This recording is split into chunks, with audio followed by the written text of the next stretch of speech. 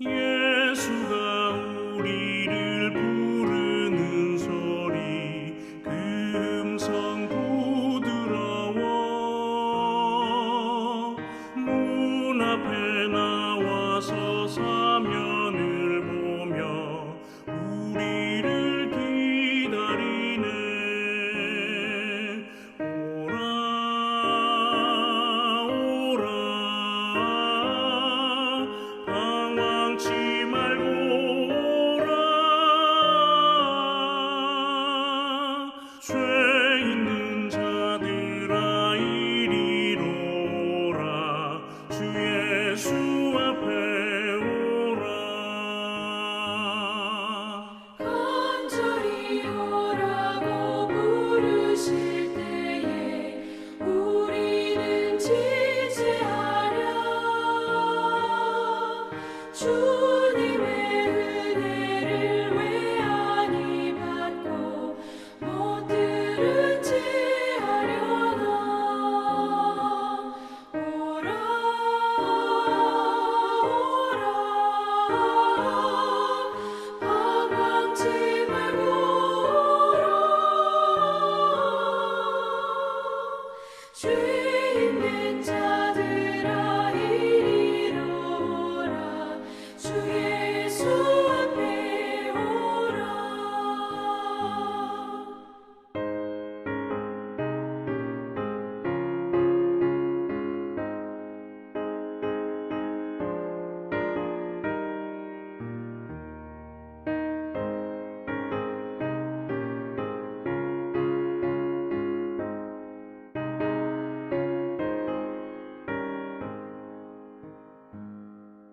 세월이 살같이 빠르게 지나 쾌락이 끝이 나고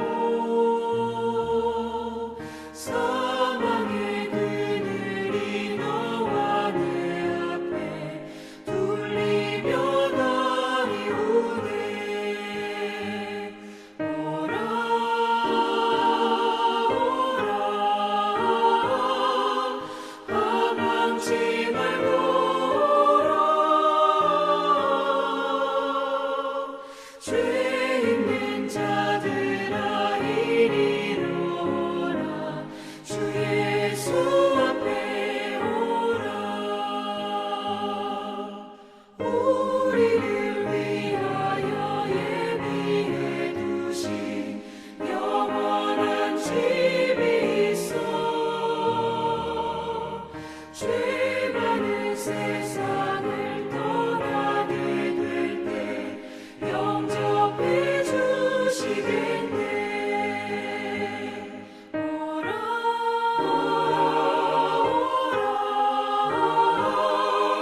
방황치 말고 오라. 죄 있는 자들아 이리로 오라. 주 예수 앞에 오라. 하나님의 말씀 시편 57편 1절에서 7절 말씀. 하나님이여 내게 은혜를 베푸소서. 내게 은혜를 베푸소서. 내 영혼이 주께로 피하되 주의 날개 그늘 아래에서 이 재앙들이 지나가기까지 피하리이다. 내가 지존하신 하나님께 부르짖으며 곧 나를 위하여 모든 것을 이루시는 하나님께로다. 그가 하늘에서 보내사 나를 삼키려는 자의 비방에서 나를 구원하실지라. 하나님이 그의 인자와 진리를 보내시리로다. 내 영혼이 사자들 가운데서 살며 내가 불사르는 자들 중에 누웠으니 곧 사람의 아들들 중이라. 그들의 이는 창과 화살이요 그들의 혀는 날카로운 칼 같도다. 하나님이여 주는 하늘 위에 높이 들리시며 주의 영광이 온 세계 위에 높아지기를 원하나이다. 그들이 내 걸음을 막으려고 그물을 준비하였으니 내 영혼이 억울하도다. 그들이 내 앞에 웅덩이를 팠으나 자기들이 그 중에 빠졌도다. 하나님이여 내 마음이 확정되고 내 마음이 확정되었사오니 내가 노래하고 내가 찬송하리이다. 아멘. 할렐루야. 반석성교 여러분, 오늘 거룩한 주일을 통해서 하나님을 예배하게 되고 또 하나님 우리 가운데 임재하셔서 우리 만지시고 위로하시고 세상의 모든 걱정과 근심을 해결하시고 들어주시는, 그래서 오늘 예배 가운데 이렇게 하나님을 만나심으로 말미암아 가장 행복한 예배 시간이 되기를 축복합니다. 여러분 신앙하다가 이런 질문을 해보지 않았습니까? 왜 나는 항상 기쁘게 살지 못하지? 사실 하나님께서 우리가 항상 기뻐하며 살게 하는 것이 우리를 향한 하나님의 뜻이라 그랬습니다. 그래서 이렇게 기쁘게 살아야 되는데 우리는 신앙생활을 말씀 따로 신앙생활 따로 이렇게 이중생활로 신앙할 때가 많다는 것이지요. 그 원인이 어디 있을까 말씀을 준비하면서 생각을 해 보았습니다. 많은 원인이 있겠지만 가장 큰 핵심의 원인은 하나님의 인도하심이 무엇인지 확실하게 알지 못하기 때문에 이러한 이중적인 그런 신앙생활을 하지 않는가 그렇게 생각을 합니다. 그 핵심은 뭐냐면 하나님의 말씀의 핵심의 기준이 세상 나라의 기준을 두고 사람 입장에서 하나님의 말씀을 잘못 해석하는데 가장 큰 원인이 있다고 저는 그렇게 생각을 합니다. 그래서 하나님의 인도하심을 확실히 알지 못하여서 하나님의 말씀을 들어도 그 말씀으로 위로받지도 못하고 또 그러므로 말미암아 말씀대로 살지 못하는 불순종한 삶을 살게 되는 것이지요. 이런 불확실한 그런 신앙생활을 확실히 잡아주는 말씀이 오늘 저와 여러분들이 읽은 본문 말씀이라 그렇게 생각이 됩니다. 본문의 시인은 다윗입니다. 타이틀을 보면 다윗이 사울의 그 칼날을 피해서 동굴 속에 피했을 때 지은 시라 이렇게 타이틀이 되어 있습니다. 이 다윗이 지금 시를 지은 상황은 편하고 좋은 환경이 아니라 정말 사울이 군대를 파송해서 이잡듯이 다윗이 숨은 곳을 이렇게 뒤지며 다윗이 발견될 때 죽이는 그런 정말 각박하고 절박한 현장입니다. 또 다윗을 따르는 그런 무리들이 있었기 때문에 늘 먹을 것을 하루하루 이렇게 준비해야 되는 그런 절박한 상황에서 이 시를 지었다는 말씀이죠. 그런데 이 다윗은 이러한 조건 속에서도 오늘 본문 7절에 보니까 하나님이여 내 마음이 확정되고 내 마음이 확정되었사오니 내가 노래하고 내가 찬송하리이다.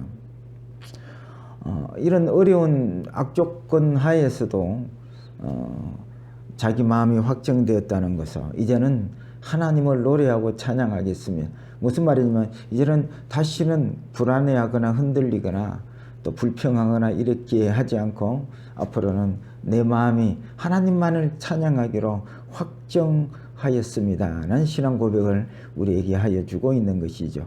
도대체 뭘 알았기 때문에요?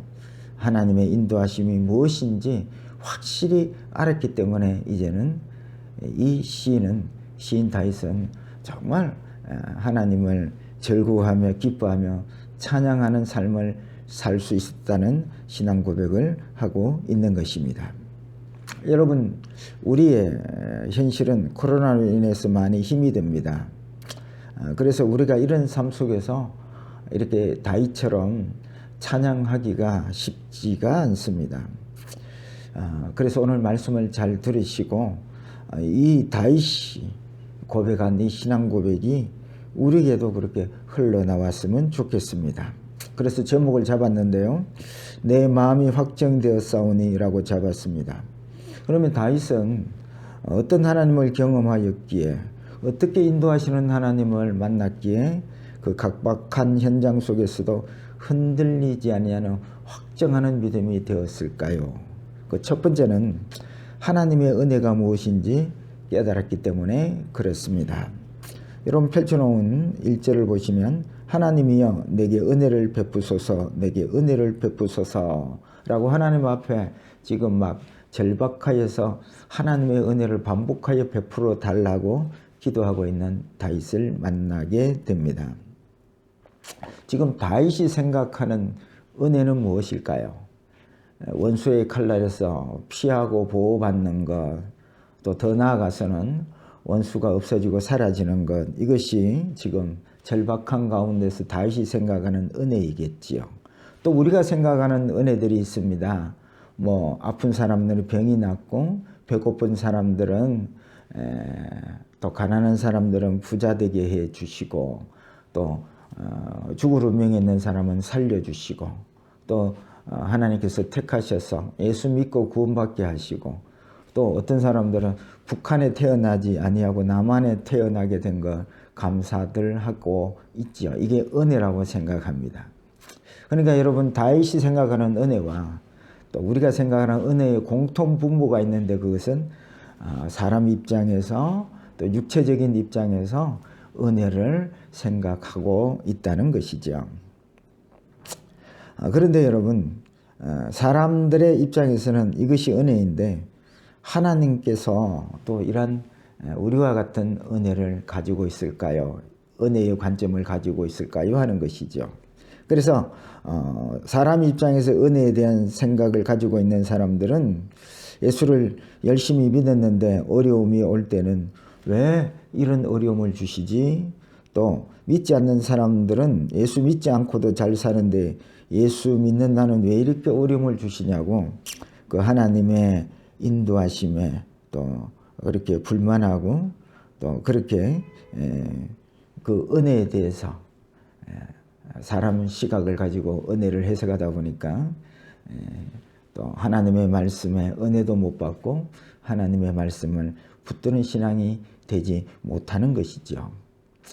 그래서 사람이 생각하는 이 은혜는, 그래서 사람 입장에서 은혜를 해석하기 때문에 자기들이 바라는 대로 하나님이 들어주시지 않을 때는 시험 들고, 또 말씀으로 이루받지도 못하고 말씀을 붙잡고 사는 신앙이 될 수가 없는 것이죠. 그런데 하나님도 우리의 생각과 같은 시각의 은혜를 가지고 계실까요? 하는 것입니다.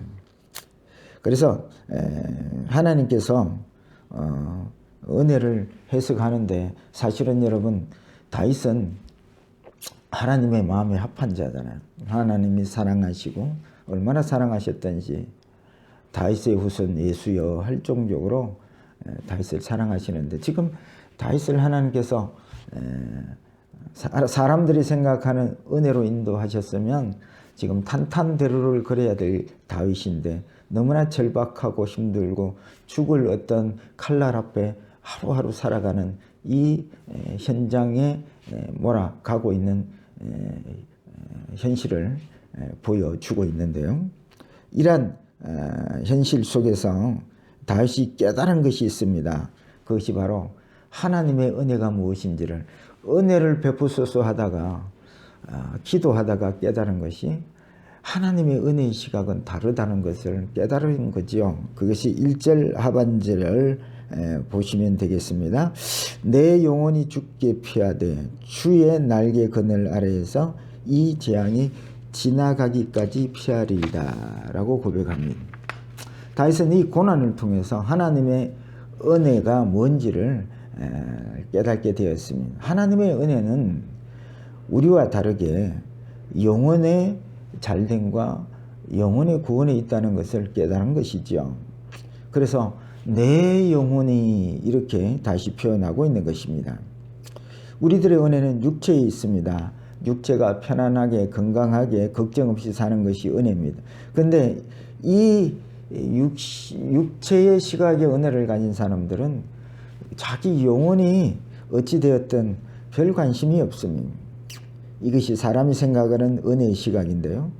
하나님의 은혜는 그 영혼이 잘되고 영혼이 구원받는데 포커스가 있다는 것이죠. 그래서 사랑하는 다윗의 영혼이 고난 속에서 하나님을 부르짖게 하시고 그 영혼을 주님의 날개 그늘 아래 피하도록 인도하시는 것이, 이것이 우리를 향한 하나님의 은혜, 하나님의 시각이라는 말씀이지요. 사실 사람들은 세상 환경 자체가 어둠이고 또 그 죄악의 깊은 수렁이라는 것을 알지 못합니다.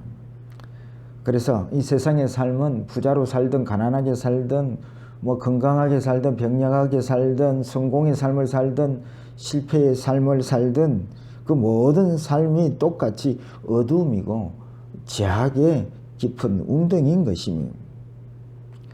그래서 이 세상이 어둠이라 생각되고 죄악의 웅덩이라고 생각하는 사람이 있다면 그 사람은 예수를 안 찾을 리 없습니다. 또 죽게 나오지 아니할 사람이 없을 것입니다. 그래서 은혜가 육신의 편안함이라 생각하기에 환경이 좋아지면 주님을 찾지를 않는 것입니다. 그래서 말씀을 붙잡으려 하지도 않고 기도하여 어둠을 벗어나려고 하지도 않는 것입니다. 그래서 예수를 믿는데 왜 사람들이 하나님의 말씀을 붙잡고 살지 않는가에 대한 첫 번째 대답입니다. 은혜를 하나님의 입장에서 은혜를 해석하는 것이 아니라 사람 입장에서 은혜를 해석하기 때문에 그런 문제가 있다는 것입니다. 사람 입장에서의 은혜는 육체적인 시각입니다. 육체적으로 이 세상의 삶에 편하고 걱정 없이 살면 주님을 구하지 않아도 되는 것입니다. 그런데 하나님 시각에서 은혜는 그 영혼에 있습니다. 그 영혼이 잘되고 더 영혼이 구원받는 일입니다. 그래서 하나님은 우리의 영혼이 주님의 날개 아래 주님의 품 안에 거하기를 위해서 질병이 아니라 죽음까지도 불사하시면서 우리 영혼을 주님 품 안으로 인도하시기를 애를 씁니다. 이것이 하나님이 우리를 향한 은혜입니다. 이것을 다시 깨달은 거예요. 옛날의 은혜는 이 원수들의 칼날을 어떻게 하면 피하고 원수가 없어지는 것이 은혜라고 생각했는데 하나님께서 부르짖을 때에 이제는 그 은혜의 시각을 바꾸어 주신 것이죠. 하나님의 포커스는 내 육체가 안전에 거하는 것이 아니라 그 영혼이 하나님의 품에 안기는 것, 주의 날개 그늘 안에 숨는 것, 그 영혼을 하나님의 품 안에 임재 안으로 인도하시는 것, 그것이 영혼이 살 길이고 그것이 하나님의 은혜이구나. 그것을 깨닫고는 오늘 7절 말씀처럼 내 마음이 확정되었사오니 이제는 하나님을 불평하거나 이런 어려움 속에서 흔들리거나 하지 않겠습니다. 영원토록 하나님을 노래하고 찬양하겠습니다. 이렇게 다짐을 하고 확정된 믿음을 간증하고 있는 것입니다. 성도 여러분, 이 하나님의 은혜의 시각을 잘 아셔야 합니다. 우리의 은혜와 하나님의 은혜의 시각은 다릅니다. 하나님의 관심은 우리의 영혼에 있고 그 영혼을 이끌고 하나님 품 안으로 인도하기 위해서 때로는 고난도 불사함에 이끄시는 이 하나님의 인도하심을 깨닫고 이 다윗과 같은 신앙 고백을 할 수 있는 우리 반석교회 성도들의 신앙이 되시기를 축복합니다. 둘째입니다. 모든 것이 하나님의 인도하심을 알았기 때문에 그렇습니다. 여러분, 기도를 하는데 두 가지 유형이 있습니다. 하나는 하나님의 인도를 알고 기도하는 사람과 또 한 사람은 하나님의 인도하심을 알지 못하고 기도하는 사람이 있습니다. 하나님의 인도를 모르고 기도하는 사람들은 그 기도 내용은 당연히 정욕적일 수밖에 없습니다. 하나님의 인도하심을 모르니 그 기도 내용이 다 자기 입장에 서서 기도를 하는 것입니다. 그래서 자기에게 원하는 것을 주지 않을 때는 실망하고 시험 들고 기도를 하지 않게 됩니다. 여러분, 우리가 한때는 다 기도해 본 적이 다 있지 않습니까? 그런데 지금 그렇게 기도를 못하고 있다면 하나님의 인도하심이 무엇인지를 알지 못하고 기도를 했기 때문에 그런 것입니다. 그런데 오늘 본문의 다윗은 기도 내용을 보면 하나님의 인도하심을 확실히 알고 기도하는 다윗을 만나게 됩니다. 본문 2절입니다. 내가 지존하신 하나님께 부르짖으며 곧 나를 위하여 모든 것을 이루시는 하나님께로다 라고 말씀하십니다. 이 문장에서 다윗은 하나님의 인도하심이 무엇인지 확실히 알고 기도하고 있음을 알고 있습니다. 오늘 본문에 보니까 지존하신 하나님께 부르짖으며 말씀하십니다. 여러분, 지조는 가장 귀하고 높은 자리를 말합니다. 가장 높은 곳에서 우리를 인도하시는 하나님이라는 말씀이죠. 무슨 말씀입니까? 그 높은 곳에서 다 우리의 형편을 알고 인도하신다는 것입니다. 지금 사울의 칼날에 그렇게 도망다니는 그 다윗의 입장과 현장을 다 보고 알고 계신다는 뜻이지요. 그것을 이 다윗이 깨달은 것입니다. 그래서 이어서 나를 위하여 모든 것을 이루시는 하나님이라고 신앙 고백을 하고 있는 것입니다.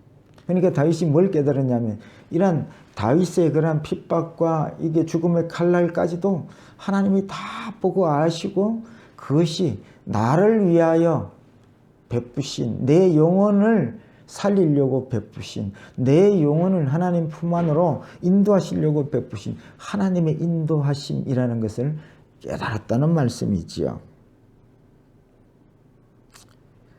그래서 이 다윗을 하나님의 품에 주의 날개 그늘 안에 거하면서 거기에서 부족함이 없는, 세상이 줄 수 없는 그런 평안을 누리게 하시는 그 하나님의 인도하심을 알고 지금 기도하고 있다는 말씀이지요. 그래서 3절로 신앙 고백을 합니다. 3절을 보십시다.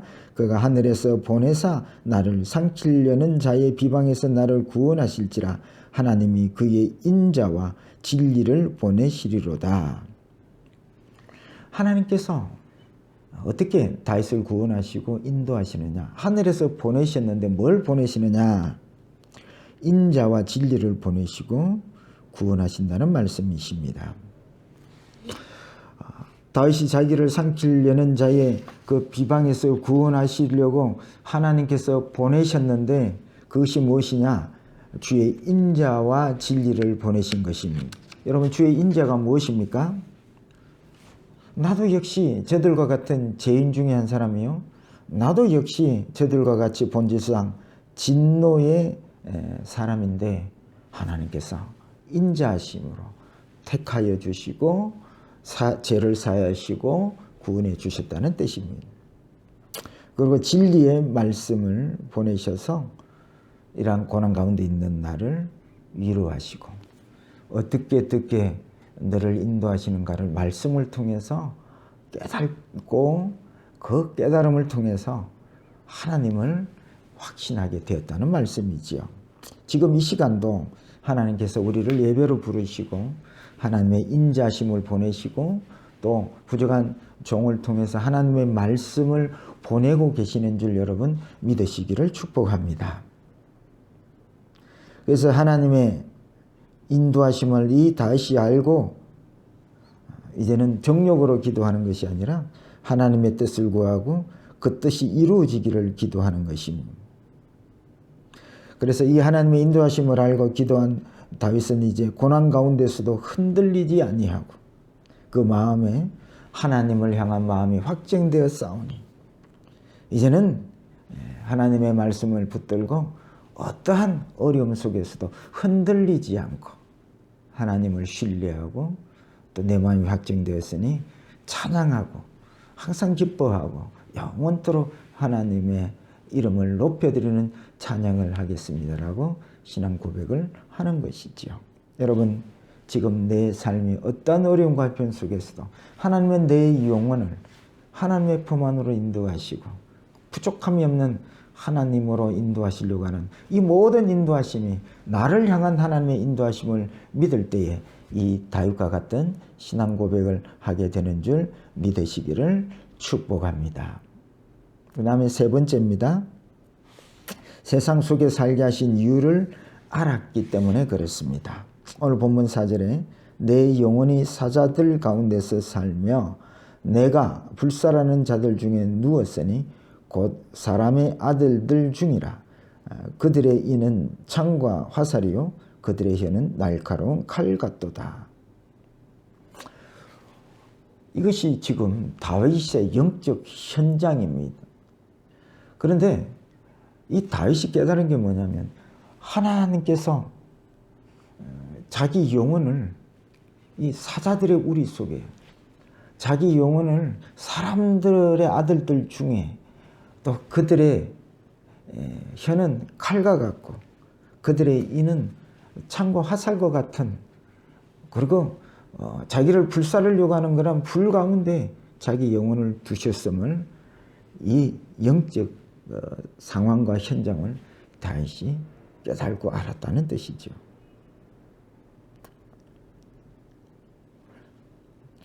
이 다윗은 하나님이 자기를 왜 이러한 사람들 중에, 다시 말할게요, 우리 예수 믿는 사람들을 왜 이런 세상 사람들 중에 왜 이렇게 어려운 영적 현장 속에 두었느냐 하는 것입니다. 늘 그 영혼이, 그 관심이 늘 그 영혼에 있기를 원하는 것입니다. 그래서 늘 그 영이 깨어 있기를 원하는 것입니다. 그래서 베드로 전서 5장 8절에 근신하라 깨어라 너희 대적마귀가 우는 사자와 같이 두루 다니며 삼킬 자를 찾나니라고 말씀하십니다. 그러니까 지금 영적 눈을 열고 보면 우리 영혼의 현장이 어떤 곳이냐면 우는 사자가 삼킬 자를 두루 다니며 찾는 그 현장에 우리가 누워있고 그 현장에 있다는 것입니다. 그래서 여러분 깨어서 기도하지 아니하면 우리 영혼이 그 사자의 그 날카로운 이빨에 찍히고 삼키울 수밖에 없는 현장이 지금 우리가 살고 있는 이 세상 현장입니다. 그런데 우리는 여러분 왜 이렇게 긴장하지 않고 깨어있지 않고 그렇게 기도하지 않습니까? 늘 육신의 생각과 육으로 신앙생활하고 육의 은혜를 사모하고 있기 때문에 육체의 은혜의 시각을 가지고 신앙생활을 하기 때문에 그런 것입니다. 그래서 이러한 영으로 살지 않고 육으로 살 때에 그 영적 현장이 얼마나 심각한지를 알지를 못하는 것입니다. 그래서 기도하고 말씀 묵상하는 그 일을 뭐 대수롭지 않게 생각을 하는 것입니다. 그래서 이러한 영적 현장을 보게 하시고 현장에 두신 하나님의 그 인도하심을 의도를 깨달은 것입니다. 늘 그 영혼을 붙들고 긴장하고 깨어 기도하며 하나님의 말씀으로 늘 충만하고 성령으로 충만해야 그 영혼이 이 살벌한 영적 현장에서 이기고 승리한다는 말씀이죠. 이 하나님의 인도하심을 깨달은 다윗이 5절로 찬양을 하고 있습니다. 하나님이여 주는 하늘 위에 높이 들리시며 주의 영광이 온 세계 위에 높아지기를 원하나이다. 여러분 이렇게 찬양하는 다윗을 보실 때에 하나님이 어떻게 마음에 합하지 아니하실까요? 그 죽음의 칼날 앞에서도 하나님의 그 인도하심을 깨닫고 불평하고 원망하고 흔들리고 뭐 그렇게 하지 않고 하나님 내 마음이 확정되어 싸우니 남은 세계 이제는 다시는 불평하고 흔들리지 않겠습니다. 오직 하나님의 그 높으신 인도하심을 깨달아 싸우니 영원토록 하나님의 이름의 영광과 찬양을 올려드리겠습니다. 얼마나 이 다윗의 예배, 이 찬양을 얼마나 마음에 합한 자라 하지 않겠습니까, 여러분? 그래서 다윗은 결단하지요. 7절에 하나님이여 내 마음이 확정되고 내 마음이 확정되어 싸우니 내가 노래하고 내가 찬송하리이다. 이 신앙 고백이 우리 반석교 성도의 신앙 고백이 되기를 원합니다. 말씀을 맺고자 합니다. 우리는 오늘 왜 우리가 말씀을 붙잡고 사는 삶을 소홀히 하는지, 왜 말씀 따로 삶 따로 이중적인 그런 삶을 사는지 그 원인을 깨달았습니다. 배웠습니다. 하나님의 인도하심이 하나님의 시각으로 은혜로 인도하신 것을 잘 모르고 사람의 시각으로 은혜를 해석했기 때문이라는 것이죠. 하나님의 관심은 우리 영혼에게 있습니다. 그 영혼을 사자의 우리 가운데 불살하는 현장 가운데 날카로운 이빨과 사자의 이빨과 그 날카로운 혀 현장에 두시면서 그 영혼이 늘 주님의 품 안에 주의 임재 안에 거하기를 원하시는 하나님의 인도하심이라 깨달을 때에 우리도 다윗처럼 내 마음이 확정되었으니 이렇게 내 영혼을 살리려고 그렇게 애쓰고 인도하시는 그 하나님의 그 높으심과 그 그 인자하심을 영원토록 찬양하는, 이렇게 확정적으로 살아가는 우리 반석교회 성도들의 삶이 되시기를 주의 이름으로 축복합니다.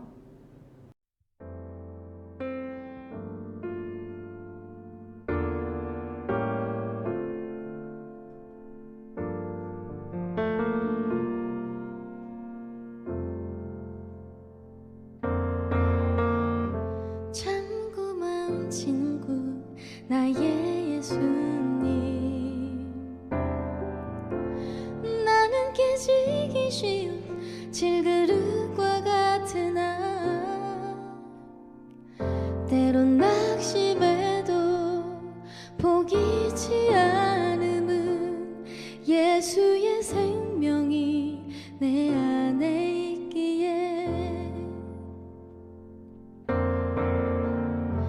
내 삶의 동행자 나의 예수님, 나는 기대가 없는 어린 나귀 같으나 때로 쓰러지나 다시 일어남도 예수의 생명이 내 안에 있기에 나의 약함은 나의 자랑이요, 나의 실패는 나의 간증이요, 나의 아픔은 나의 영광이니 그 부르심 따라 내가 걸어갑니다. 내 삶의 동행자 나의 예수님, 나는 기대가 없는 어린 나귀 같으나 늘 쓰러지나 다시 일어남도 예수의 생명이 내 안에 있기에 나의 약함은 나의 자랑이요, 나의 실패는 나의 간증이요, 나의 아픔은 나의 영광이니 그 부르심 따라 내가